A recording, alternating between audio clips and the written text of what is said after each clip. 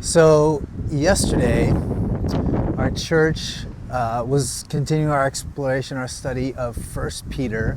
We started with the intro, First Peter chapter 1, verse 2. And as I did my intro last week, we showed how this is Peter writing to a church in exile, a church who's suffering under persecution, not just from Rome, but a church in persecution from their friends, their family. They're just a church who feels like they are living in exile. And Peter's word to them was really interesting because he's telling them, I don't want you to live as orphans. I don't want you to live feeling like you are actually in exile, because there's a reality that's deeper, that goes beyond their experience. See, their suffering, he was telling them, had a purpose. Their suffering is because they are elect. They are chosen by God for this great plan and purpose of Christ's salvation. And that's the idea that he's trying to get across. So this idea that God had a plan, it made this word jump out to me that as I was reading through this. It's this word that's translated foreknowledge. And foreknowledge is a good word. I mean, I'm not saying it's a bad word or anything like that, but I think a lot of times systematic theologians have kind of made more of it than Peter's trying to, at least in this way. There's something, it's a lot more simple, I guess, what I'm trying to say, than we seem to make it. So this word foreknowledge in the Greek just means, it's actually where we get our English word prognosis.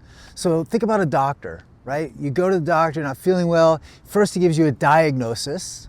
He says, hey, you've got cancer, you've got some kind of illness. And then he gives you a prognosis. He gives you a plan of action for healing. He said, do this therapy, take these pills, do these drugs, whatever it is. But the thing is, for the doctor, his prognosis is only a probability. You know, you've got a 30%, 50%, 70% chance of survival, and it may not turn out for you. But God's prognosis that Peter is reminding them about is a guarantee. It's a plan. It's something that is guaranteed to bring them healing. They're going to go through a process here, and this process might be painful. This process is going to be difficult, but God's prognosis guarantees the outcome will be in their favor. And so this idea that they feel this suffering, they shouldn't feel abandoned. That's their whole idea, because through Christ, through the work of the Holy Spirit in them, they are going to be sanctified. Their salvation will be made sure. Matter of fact, this word's interesting because it's only used one other time in the entire New Testament. And it goes back to Acts chapter 2, verse 23.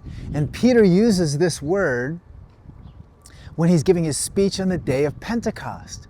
And he's talking to the Jews that many of them were there, and they were the ones calling out like, crucify Jesus, crucify him, crucify him. And he's saying, you know what? You had meant this for a purpose, but God had a bigger plan. He had a prognosis.